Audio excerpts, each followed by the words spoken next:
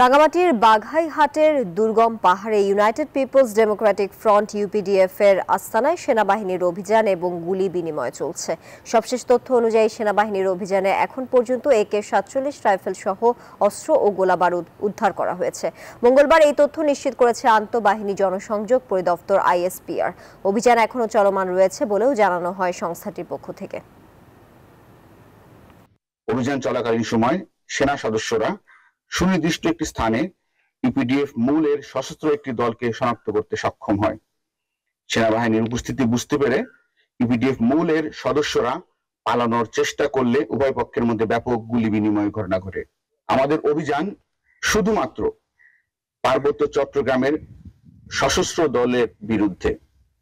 সাধারণ জনগণ যারা শান্তিপূর্ণভাবে বসবাস করছেন তাদের প্রতি আমাদের পূর্ণ শ্রদ্ধা ও সহানুভূতি রয়েছে। বান্ডেল থাকলে প্রতি সেনমানিতে টাকা বাঁচবে। বিকাশ সেনমানি বান্ডেল কিনে জিতুন প্রতি লেনদেনে।